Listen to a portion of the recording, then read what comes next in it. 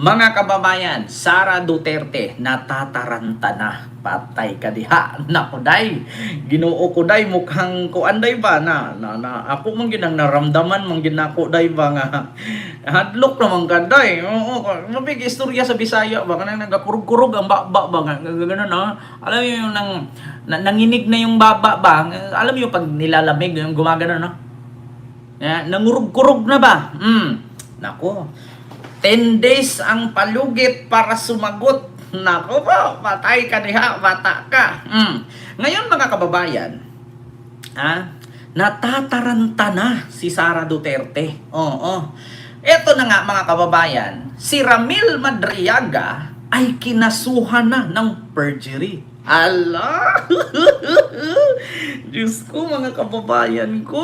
Oo, naku, excited na ba kayo? Eto na. Allah, sige. Eto na. Allah, sige, bira. Punta tayo ngayon sa mga kababayan. Eto na, puntahan na natin. Halaka. Eto. Saan na ba yun? Eto na, mga kababayan. Ramil Madriaga. Kinasuhan na. Ayan. Pakinggan natin, mga kababayan. Wait lang, kasi namatay. Napindot ko eh. Ayan, ito. Bullion. May lang, mga kababayan. May ads lang. Trending in metal crafts. Alibaba.com. World-leading B2B e-commerce marketplace. Ayan na. Pagka hinahayaan kasi, pwedeng hindi sila natatakot na magsinungaling, maggumawa ng kwento, sumira ng buhay. Ngayon, ano daw sabi ng attorney? Kapag hinahayaan daw, hindi sila natatakot, no? Magsinungaling, gumawa ng kwento at manira ng buhay. Attorney, kadalasan man gumawa ng ganyan, puro naman DDS vlogger. I-compare nyo nga yung mga DDS vlogger sa amin. Kami dito, attorney, kapag ka nag-react kami dito at nag-content kami, no? Meron kaming mga sources. Ang kinukuhaan naming sources, katulad niyan, source kita. Na ikaw ang isa sa abogado ni Sara na tumatayong abogado para pagsampa sa kaso kay Ramil Madriaga. Pero dyan sa DDS vlogger, ni minsan walang source yan. Gumagawa lang ng kwento yan. Minsan nga, yung iba nga dyan, gumagawa ng peking picture eh. Diba? Nakita nyo yung biktima ng war on drugs ni Digong, 3 babae. Pinabitbit ng mamahaling bag. Sabas ang totoong picture, wala namang bag. Kita ninyo. Tapos hindi daw natatakot gumawa ng kwento, naninira ng buhay kay Sara, kaya nagkaso na daw si Sara ngayon kay Ramil Madriaga. Mga kababayan, ito lang naman aking masasabi. Kung hindi malakas talaga yung ebidensya ni Ramil, hindi talaga magsampa ng kaso si Sara. Totoo yan.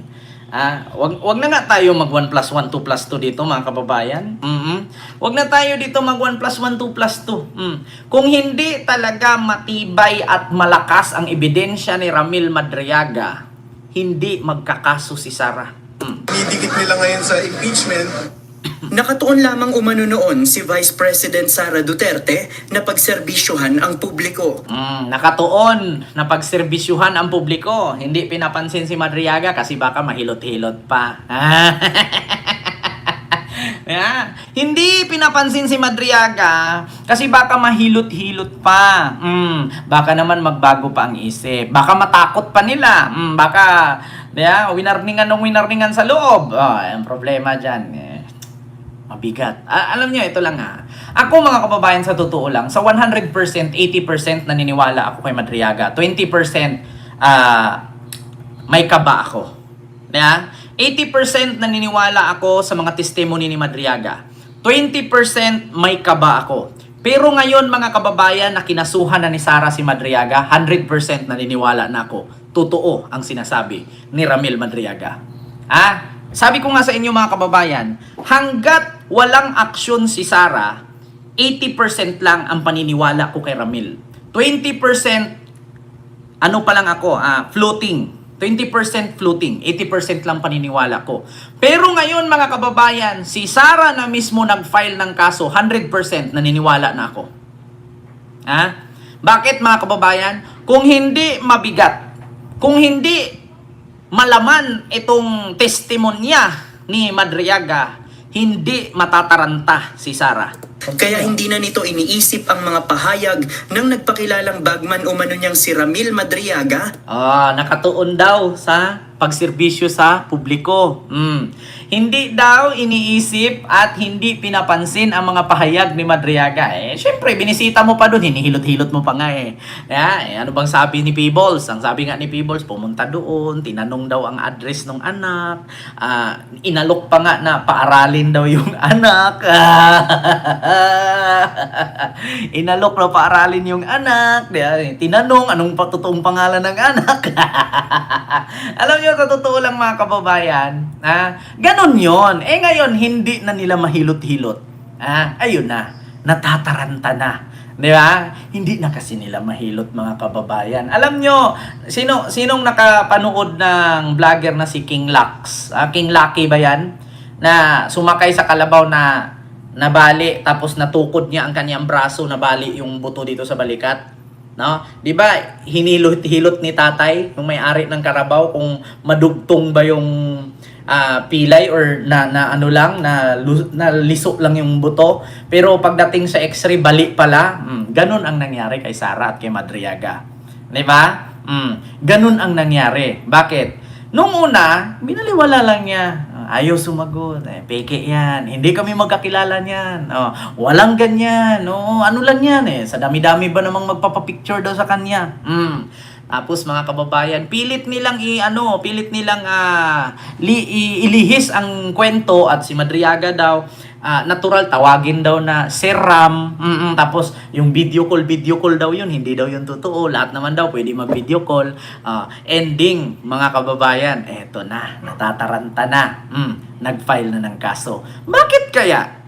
Kung hindi pinansin at tawag dito, kung hindi pinansin at walang laman, no? Kasi ano lang to kwentong barbero lang, paninira lang, politically motivated lang, diba? May ganon-ganon. Natataranta mga kababayan kasi bakit? Si Madriaga magwi-witness. Kasi sa totoo lang mga kababayan, anong sabi nung complainant sa impeachment complaint ni Sara? Anong sabi ni Abante? Anong sabi ni Abante? Ang fourth impeachment complaint ni Sara ang pinakamabigat. Pinakamabigat sa lahat ng complaint niya. Nako po, continue. na tumestigo laban sa kanya sa aligasyon ng katiwalian. Hala. Ngunit ayon sa kanyang abogado na si Attorney Paulo Panelo Jr., hindi na mapapalampas ni VP Sara ang mga kasinungalingan ni Madriaga at dapat na patunayang wala itong mga basihan. Kasinungalingan at dapat patunayan na wala itong basihan. Natatawa ako mag-isip. Bakit ngayon lang magsampa ng kaso na kung saan nang nalaman na si Madriaga ay isa sa magiging witness? Ito mga kababayan. Continue natin. Mamaya natin ipakita. Kaninang umaga, naghain na ng kasong perjury sa Office of the City Prosecutor ng Taguig City si VP Sara laban kay Madriaga. Sa opisyal na pahayag ni VP Sara, inihambing nito ang posibilidad na gamitin ng House of Representatives sa impeachment case ang mga pahayag ni Madriaga laban sa kanya. Hala. Tulad niya kung paano umasa ang International Criminal Court o ICC sa mga bili o gawa-gawang salaysay ng mga testigo ni dating Senador Antonio Trillanes IV na ginamit naman laban kay dating Pangulong Rodrigo Roa Duterte. Nako. Nakapaloob sa affidavit na isinumite kanina ni VP Sara na hindi sila magkakilala ni Madriaga. Naunang sinabi ni Madriaga sa kanyang affidavit noong November 2025 sa Office of the Ombudsman na nagdadala umano siya ng mga pera sa iba't ibang individual mula sa utos ng pangalawang Pangulo. Nako, ito pa lang Ito pa lang. Kapag ka ito napatunayan na totoo yung mga paghahatid ni Madriaga ng pera sa mga iba't ibang individual. Una, kahit ako na-memorize ko Kahit ako na-memorize ko, hindi na ako magbasa ng script. O ano ba yon? Una, saan siya naghatid ng pera? Sa comedy bar sa Quezon City. Pangalawa, saan siya naghatid ng pera? Sa parking lot ng Ombudsman. Pangatlo, saan siya naghatid ng pera? Sa parking lot ng Mega Mall. Pang-apat, saan siya naghatid ng pera? sa may Katarungan. Katarungan Street sa Muntinlupa. 1 billion yun, utos ni Digong. Bukod kay Sara, may 1 billion sa Katarungan Village, utos ni Digong. Ngayon, yan mga kababayan, yung apat na yan, memorize ko yan eh. Kaya pag yung apat na yan, alam nyo ang patunay kung saan at ano ang pruweba ni Madriaga sa cellphone niya. 3 cellphone na nasa sa city o Manila City prosecutor ba o traya? Di ko alam kung anong tawag doon mga kababayan. Nasa ano kasi ang cellphone ni Madriaga, hawak daw sa city prosecutor ba? Hindi ko alam kung anong tawag yan, or sa trial judge. Hindi ko alam kung saan, basta nasa Manila. Oo, nasa Manila ang 3 cellphone ni Madriaga. Lahat ng yon mga kababayan ay nananawagan si Madriaga na i-forensic examination ang kanyang cellphone sa RTC branch ng Manila. City of Manila, nasa RTC branch. Hawak ang 3 cellphone ni Madriaga na isa na doon ay ang iPhone X. iPhone X na regalo pa ni Digong. At bukod dyan mga kababayan, sa regalo ni Digong na iPhone X, meron pang 3 motor. Bukod sa 3 motor na regalo ni Digong na mga, hindi ko alam basta mga high-end na motor, mga mamahaling motor, no? Hawak ng NBI ang cellphone. Nasa NBI na, patay ka diha. At bukod dyan mga kababayan, sinabi pa ng kapatid ni Madriaga na ninong daw si Madriaga sa anak ni Sara. Paano yan? Nako, magkaalaman na. Pinapatunayan dito sa complaint affidavit na hindi magkakilala si VP Sara at itong si Ramil Madriaga. Tapos ito mga kababayan, hindi daw magkakilala si VP Sara at si Ramil Madriaga. Ngayon may nag-comment, ito basahin ko. Paano kung sinabutahin na naman nila ang phone? Alam naman natin kung ano ang kakayanan ng mga Duterte, sabi ni Ma'am Kian. Simple lang yan, Ma'am Kian. Kahit isinabutahin nila ang cellphone, ang mga affidavit ni Madriaga, notaryado yan. Once na notaryado, lahat ng sasabihin niya, yung street, yung oras, yung araw, may mga CCTV yan. Kung tugma ba doon sa sinabi niya sa affidavit na naghatid siya ng pera sa Quezon City sa isang comedy bar, pag yun ay nagtugma, ang araw, oras, at lugar, alam nyo na. Hindi na kailangan yung cellphone. Yung cellphone kasi pang ano lang yun eh. Kumbaga pang second, may tawag dyan mga kababayan, kumbaga palaman na lang eh. Ma'am Brenda Barton, hello po. Kumbaga palaman na lang yung cellphone para pakita na ito talaga, ito, sinatid ko talaga. Ayan yung building hinatiran ko. Ito yung pera. So kumbaga pang ano lang yun eh. Mga kababayan, pang reserba, pang backup, sa madaling salita, sabi ni Mama Ana Estrabon. So ngayon mga kababayan, kahit sabihin natin na wala yung CCTV, pero kung doon sa detalye ni Madriaga ay magtugma, no? Magtugma yung detalye at yung tao na hinatiran. Kahit walang CCTV dyan, basta magtugma lang, oras, araw, at yung tao na tumanggap. Kasi imposible yung CCTV sa Mega Mall mabura nila yun. Hindi nila mabura ang CCTV sa Mega Mall. Bakit? Ang Mega Mall is a private company owned by C family.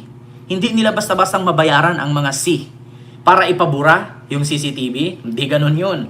Kapag gobyerno na ang gumalaw, kalkalin ang CCTV niyan, mabubuksan yan. Hindi nila mabubura yan, mga kababayan. Wala kay sa akin. Yung parking lot sa ombudsman, hindi nila basta-bastang mabura yun. Si Buying na ang may hawak ngayon. Maliban na lang kung tinanggal bago lumipat si Buying sa ombudsman. Yung mga CCTV doon sa Katarungan Village, sa Muntinlupa, nung hinatira ni Madriaga na sinakay niya sa kotse na 1 billion pesos, utos ni Digong, doon sa drug lord. Yung drug lord ang hinatiran doon, si Kenneth Dong. Sino ba ang nakatira doon sa Katarungan Village?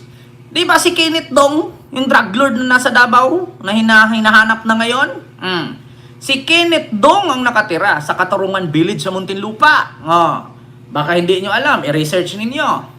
Kenneth Dong ang nandoon. Wala silang personal o professional na relasyon. Dagdag ng kanyang abogado, matibay din ang kanilang ebidensya na walang naging koneksyon si Madriaga sa Vice Presidential Security and Protection Group. Walang koneksyon sa Vice Presidential Security.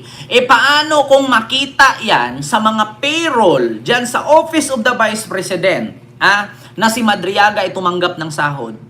At paano kung may mga picture si Madriaga ang maipakita na nakasama niya sila Cheka? Patay ka diha. Department of Education at Davao City Local Government para magawa niya ang mga aligasyon. Nako, sa Doon pa cellphone lang niya. basag na yung storya ni Madriaga because in his affidavit, kung mapapansin nyo, he needs those connections with these offices for his allegations to be credible.